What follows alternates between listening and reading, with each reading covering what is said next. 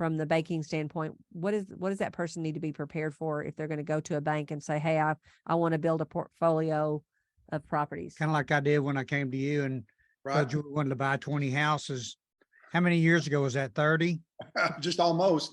I- Well, We 93 followed or 94. you to 4 banks. Yeah. 94, You've 95. been our banker for that long, Tony. Been a long time, isn't it? Yeah, has been. It's been a journey. Unbelievable. Welcome to Everything Life and Financial Freedom. We are your hosts, Linda and Jim McKissack. If you know our story, you know that we went from over $600,000 in debt to having financial freedom. We share some of the insights and practical tips that we've learned over the last 30 years for achieving financial freedom, building wealth, and building an extraordinary life. Let's get started with today's episode. Hi, everyone. Welcome to Everything Life and Financial Freedom. I'm Linda McKissack. And I'm Jim McKissack. And we're just average people. We did not wake up as Bill Gates or Warren Buffett. We're just average people who decided one day that we wanted to have an extraordinary life. And to add to that story, one of the people that have been absolutely instrumental in helping us do that is our banker, Mr. Tony Clark. So, Tony, so happy to have you today. Hi, guys. Great to be here. And thanks for having me. So go back a little bit, tell a little bit about yourself and your journey through the banking industry. Well, I was very fortunate. I started working at a bank right out of high school. The bank I went to work for had a college tuition program. So basically put me through college, worked as a teller for that time frame, graduated from college, didn't know what I wanted to do. Thought I'd stick around banking a few years and see what happened. And 48 years later, just retired. So it was an amazing career.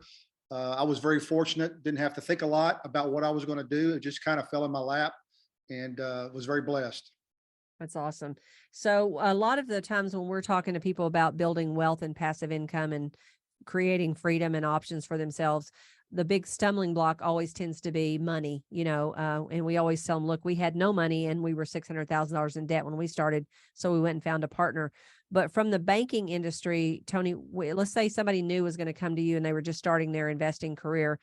What do they need to know and be prepared before they walk into a bank? And what do you think is important from where they sit to know and be prepared for?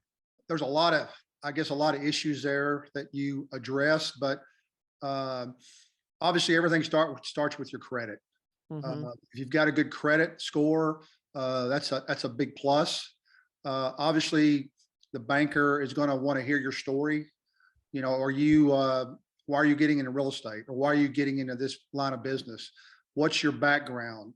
What have you been doing to prepare for what you were asking me to help you facilitate? So all those things come into play. And then a lot of it's just a gut feel. Mm-hmm. Thinking, hey, this person sounds like they understand the risk they're about to take. They understand the industry they're about to get in. And that continues the conversation. That's the first start. Mm-hmm. Mm-hmm. Well, and we always tell people to go to their community banks. Don't go to these big banks, big corporate banks. One, because next week, the person you were just talking to last week probably already lost that job and went somewhere else. But what, from your standpoint, because you've always been kind of pretty much with community banks, you haven't really ventured over to big corporate banks. Why do you think that's an advantage to people? Is it because they have some kind of mission to help the community, or what? Why would you say that's important to do that? Well, I would echo that community banks are really the backbone of our economy. It's been interesting to hear all the conversations going on in the last couple of weeks about the banking crisis that we're in, so to speak, and about all the regional banks that are having trouble. And it's always, you always hear the conversation about how regional banks, how community banks really are the backbone of lending to small businesses. Mm-hmm. And so I would start with that premise that community banking is where really most of the lending is done for small businesses. And it's just imperative, I think, that people understand that. I think today the 4 big banks in the country control about 50% of the deposits.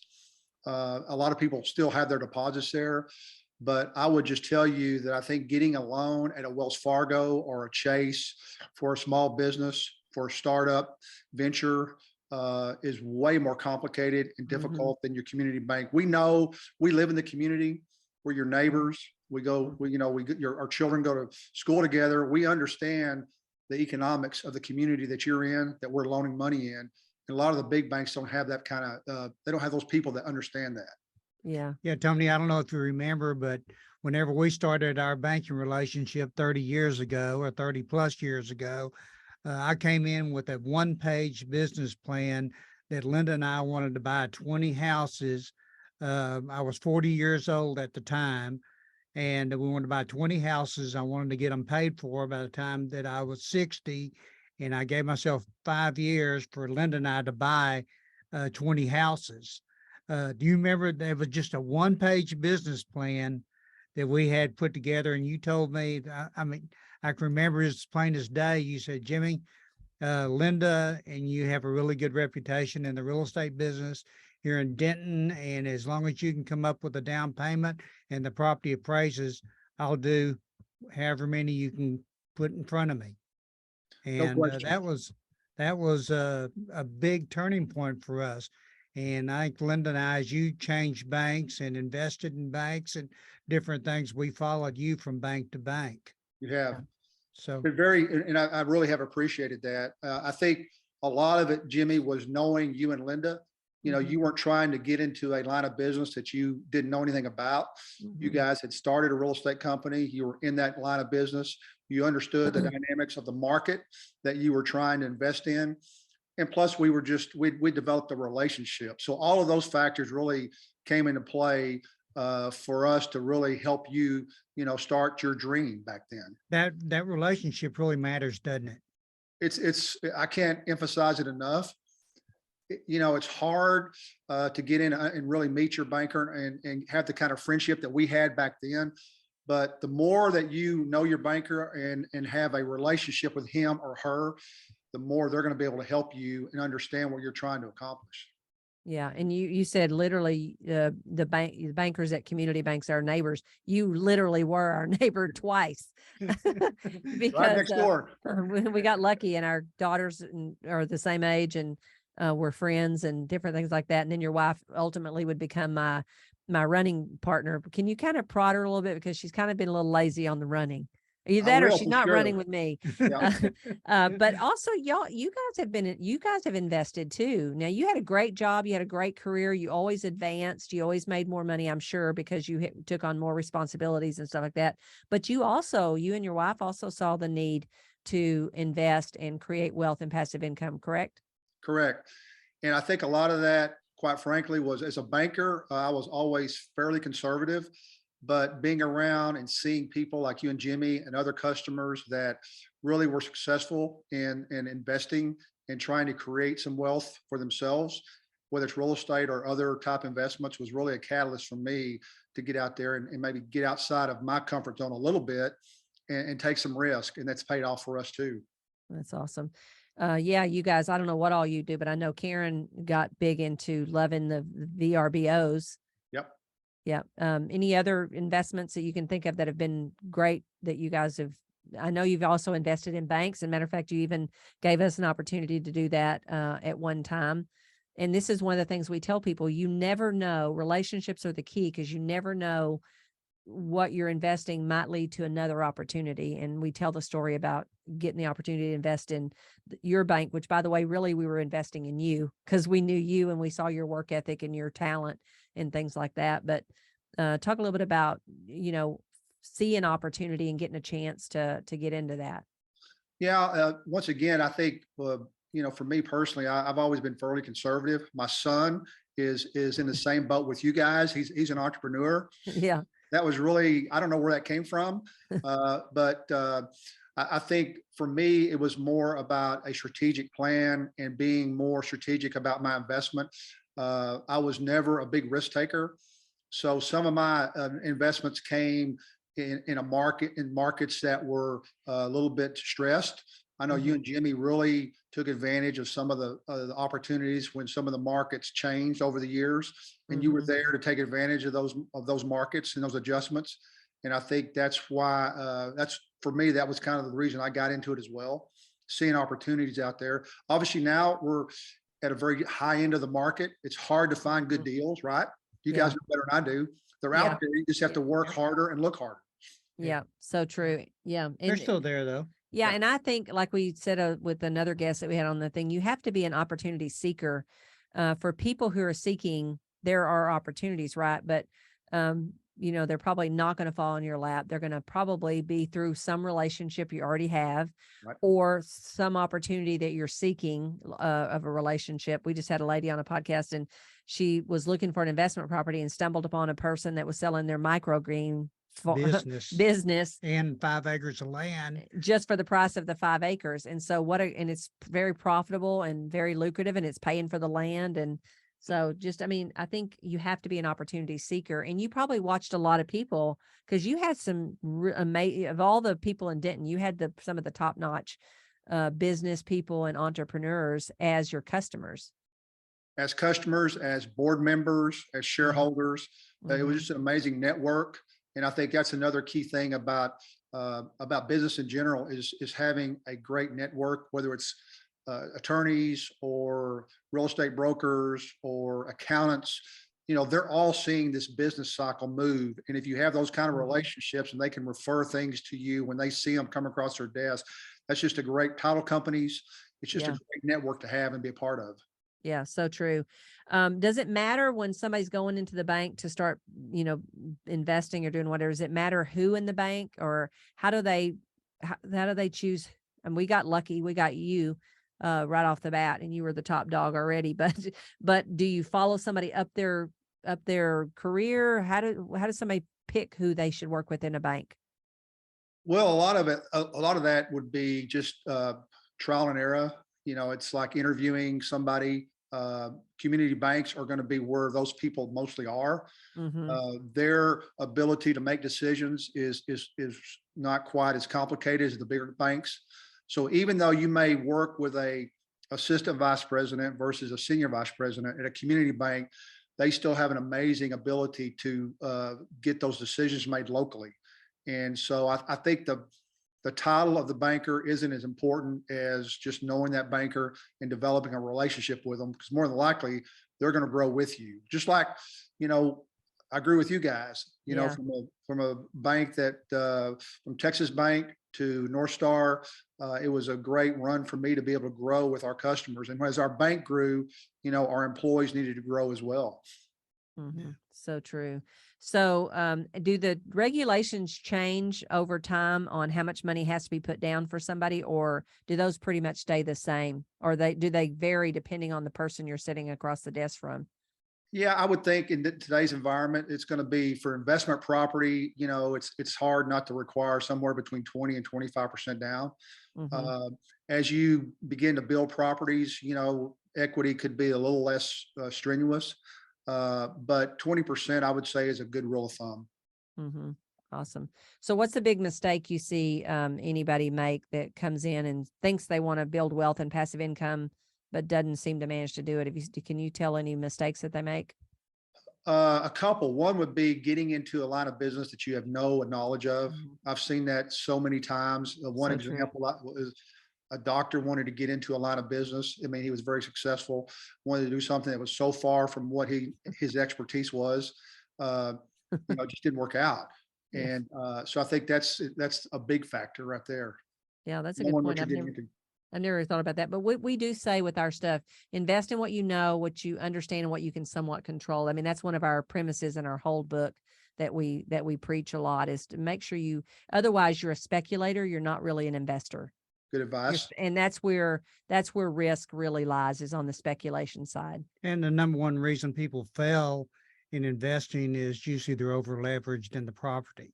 No question. So being able to have enough money to put down to make the deal very bankable and workable is so important. Yeah. In today's interest rate environment really has created a situation where even more equity may be necessary, to make the deal profitable. But it's hopefully it's a temporary situation.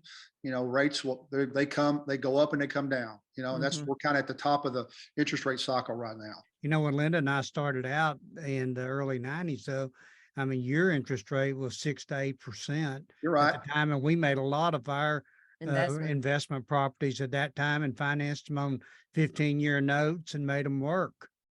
Very Today true. it would be real tough to do that. It would. It really Yeah. would, wouldn't it? Yeah. So a question that I just thought of is, I know that when we give people advice, we say go to get your, is it Fannie Mae and Freddie Mac loans first? Yeah, You can get 8 loans with a 10. or 10 with a Fannie Mae or Freddie Mac. Is that what the Yeah. government loans? Mhm. So we tell everybody go there first, Because they can get a fixed rate at a lower rate, or an typically, adjustable. long term. Right. Correct. So now we're telling people that. So let's say someone did that and then they came to you. Does that change what you look at? Do those properties now have to have some kind of return or something for you now to pick that person up and say, okay, now we can let you go buy another 1 or 2 or whatever? Yeah, we're always going to be looking at a global, I'll call it a global cash flow. Yeah. If you have 15 properties and you're asking us to loan you money on a new property, one of the questions we're going to ask, are those 15 properties profitable? Are they Mhm. cash flowing? Because obviously, if they're not, then it creates an issue that could jeopardize our loan that we make to you. Mm-hmm. So I think it's very critical that your investments that you have are at least profitable, or at least cash flowing the debt. Yeah. Good. Tony, one of the questions I have is, if you have 10 loans, let's say with you, to buy 10 separate pieces of real estate, and you went to a conventional lender to get another loan, would they hold that against Mm-hmm. you as saying that you already have 10 properties, we can't do a Fannie Mae or Freddie Mac loan? Well, that's a good question, Jimmy. I don't think so, because those are all conventional. Right. In they're, in a community bank, so they're not taking up that bandwidth for those type of fixed rate loans. Good. Okay. I didn't know Good, that. good. I always thought it did. Hello. Thank you for listening to the Everything Life and Financial Freedom podcast. For transcripts, resources, and more, visit the episode page on the podcast website at everythinglifeandfinancialfreedom.com. You can also download our Freedom Number worksheet. This worksheet will help you determine the amount of passive income you need to generate each year to sustain the lifestyle you have or the lifestyle you want when you no longer wish to work or simply want the freedom of your time and your money. Okay, so you've watched a lot of people grow their investments and grow wealth in your many years of being in banking. Besides real estate, what are the top vehicles that you've seen people build the most wealth in? I mean, because if you look at history, real estate is probably right up there at the top, but is there other things? What else? What have you seen most of your clients who, like us, have gone from dirt poor to extraordinary lives? What have you seen them do it in? What Gosh, vehicles? Linda, that's a good question. Obviously real estate would have to be the number one, would have to be at the top of the list, just Yeah. because it's where most people can really build wealth. It's hard to really say, because obviously when you invest in real estate, you have that ability to manage that. I don't know if there's another really industry out there that you could really, from a personal investment standpoint, create as much wealth as you could from a real estate perspective. Good point. And What do you guys? I mean, have you guys seen other industries? Well, I mean, there used to be the oil and gas industry. There was, of course, that was all hit and miss. If Right. you got lucky and you hit a really good well, then Yeah. you made a lot of money. Yeah. But most people didn't. What about developers? Did you see developers? They had probably a highs and lows too. Did you see any developers use just developing real estate? No question. I've had several clients that really have done well developing developing lots, selling them to either large builders or small builders, and making their profits from the lot sales. Mhm. Definitely seen a lot of that. Mm-hmm. And then I'm sure probably the only other one would maybe be home building or something. Yeah. What's Once the again, riskiest business you've seen, Tony? I think oil and gas would have to be up there at the top. Okay. Yeah. Just because of the enormous swings that you see. It's so specialized, and some people, think it's a passive investment for most people, and there's no control. They're at the market's whim on whether they make money or not. So I would say oil and gas has been, over the years, the most risky for a personal investment. Yeah. That's awesome. And I would think in real estate investing, there's certainly, of course, there is different categories like apartments. Jimmy and I onesies and twosied with our single family homes, but apartments, people probably have done pretty well in apartments and stuff too, would you say, or is that been? Multifamily, office. Yeah. I think office has been a very good line of business to be in. Mhm, And multifamily, some retail. You mhm. know, we've seen retail projects that have done very well, depending on where their location is because of rooftops around them. Yeah. So there's been some good projects that I've seen from a retail perspective. Um, then you also have, you have owner occupied stuff that we did a lot of, Mhm, whether it's manufacturers, whether it's doctors, whether it's attorneys building their own office buildings and maybe leasing out some of that. I've mhm. seen very successful properties from that perspective as well. What Yeah, about you even loaned it to a few realtors that built their real estate office That's too. right. Yeah. Finance those buildings. Yeah. What about like an industrial? I don't know if our area has had that much industrial. Have you seen people make a lot of money, build You wealth? know, industrial is very specialized and it tends to be very large. You know, here in Yeah. Denton, out by the airport, there's some very large industrial office buildings going up, but it's so specialized and that's something that we really never did a lot of ourselves. Mm-hmm. Mm-hmm. That's good. Well, as we wrap up here, Tony, what would be from your many years of watching people build wealth and create great, extraordinary lives? What would be the one or two bits of advice that you would tell people that you've learned by yourself doing it? Because you've also done it very well yourself, but also watching other people build wealth and financial freedom. I think the first one the first advice would be understand the investment you want to make. If it's real Mhm. estate, do your homework, understand the different aspects of the different properties you may be looking at.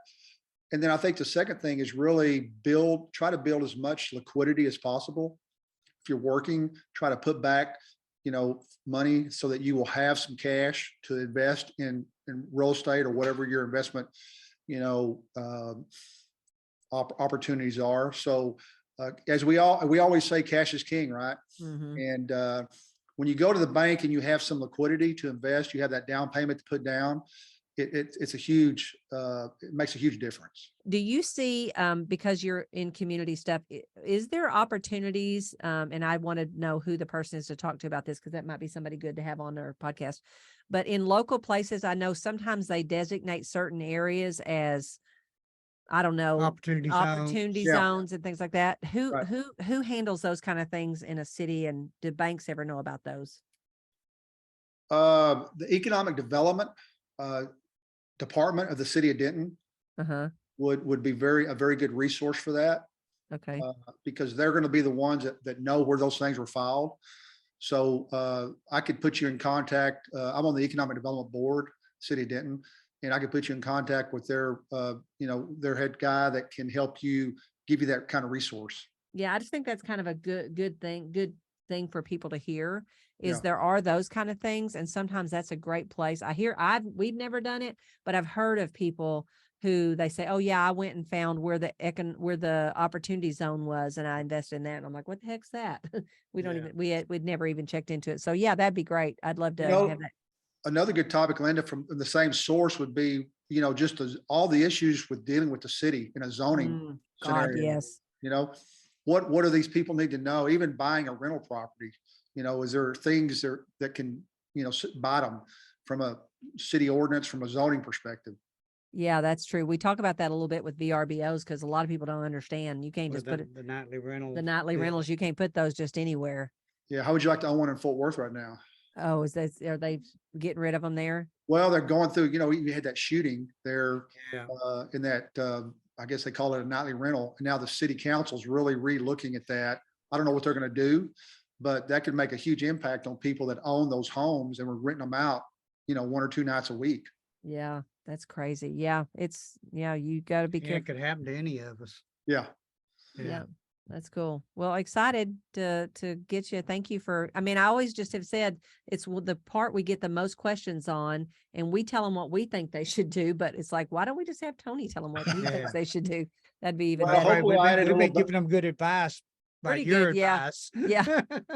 Well, hopefully I had a little value there, and I really Yeah. appreciate you guys having me. And That's when awesome. Karen and I were talking earlier. We actually went out and trained this morning. She's working with a trainer now at the club, right? Got Good started for on her. that, but we said we need to get you guys when you're back home. Let's go to dinner, get hooked up. Yep. Okay, Sounds good. sounds We'd love good. to. Thank you, Tony. Appreciate All right, you. guys, y'all have a great day. All Thank right, you. buddy. too. Thank See ya. you. Bye-bye. Appreciate you. Appreciate y'all. Take care. Awesome. All right. Thank you, Tony. We appreciate it. And if you have not, please go ahead and hit that subscribe button below. And the greatest compliment you could give us is to pass this podcast along to any ordinary person that you think deserves the right to build an extraordinary life like Jim and I. And again, Tony, thank you so much for your wisdom, so many years in the banking industry, and your friendship. And Jim, I'll see you next time. All right. Thanks for listening today. If you haven't already, please subscribe and share this podcast with others. The greatest compliment you can give us is to leave a 5-star review. And please feel free to reach out to us at info@lindamckisack.com. We would love to hear from you about any ideas, topics, or guests to include on our podcast. So see you next time.